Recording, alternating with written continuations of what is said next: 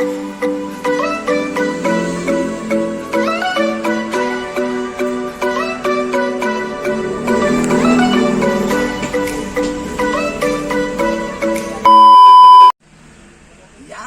day everyone at welcome back dito sa ating channel na Virus Airsoft TV para sa isa na naman bagong video ng usapang airsoft. Ngayon mga kabibis, nandito po ako sa Dasma branch. So may mga ginawa tayong mga pistol dito na dumating, tapos nag-repair tayo ng konti ng mga pistol kasi kung hindi nyo na itatanong, ako po yung gunsmith, no? Dito to yan. Dito sa Boy B. So ngayon po, nung dumating ako dito kanina, may mga napansin akong unit kanina dito sa main branch na kung saan bago sa paningin ko, no.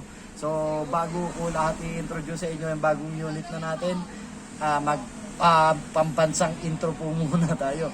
At syempre doon sa mga bago pa lang dito sa aking channel, huwag nyo naman po sanang kalimutang paki-subscribe, paki-like at paki-share na rin para naman po updated kayo sa mga bagong videos na ilalabas natin. So katulad ng sinabi ko mo kanina, pambansang intro po muna tayo.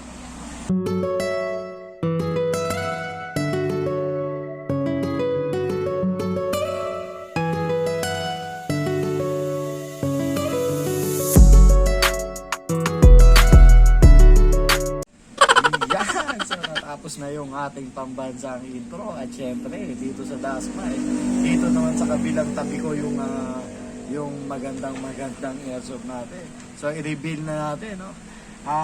Para sa inyong kaalaman at siguro kakaunti pa lang ang meron nito, eto na po ang ating bagong wow naman! Wow! Kung napapansin nyo mga kabibis, kakaiba po siya. Eto po ang No Bridge SSP5 na pistol, no? So especially designed by No Bridge himself, no? So dito to yan. Ito po yung dinesign niyang baril. At kung mapapansin nyo po, ang front sight niya fiber optic na, ang kanyang rear sight fiber optic na rin po. Ang kanyang grip napakagaspang na hindi mo maintindihan na parang may buhangin. Siyempre ambidextrous po yung kanyang switch, harap at saka dito sa kabilang side, kabilaan. So very lightweight din po yung kanyang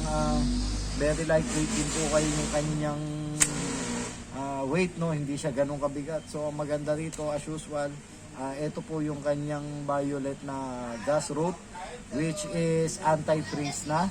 At ang maganda rito mga kabibis, kung mapapansin nyo, ang ganda po nung slide nya, no? Kung ewan ko kung nakikita nyo, ayan po, kung nakikita nyo yung slide nya na korte, pagka yan kinak nyo, hanggang dyan lang po ang magtata.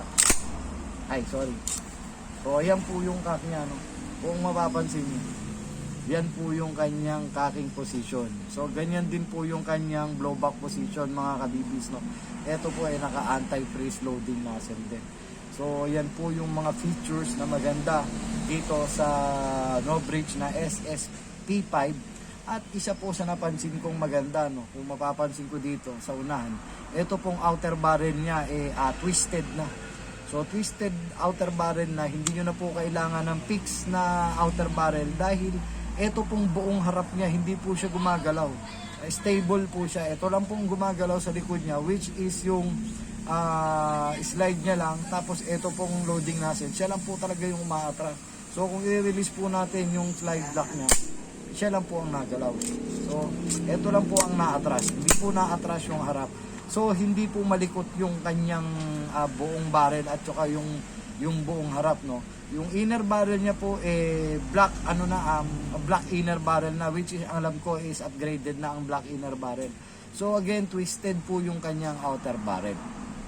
Ganyan din yung kanyang kung mapapansin niyo, MOS pa po siya, ready optic optic ready na po siya. So tatanggalin niyo lang po yan, papalitan natin ng bagong plate, base plate, pwede na. Ang maganda po niyan, kapag iyan habang namumutok, hindi po gagalaw yung optic nyo dahil ito nga lang po ang nagalaw. So ang optic nyo is naka-steady lang, yung slide nyo lang ang naatras-atras. So again mga kabibis, ibibigay ko na syempre sa inyo ang kilatis ng baril na to para sa full video. So kayo na po ang manood para makita nyo kung ano po ang kinagandahan nitong baril na to.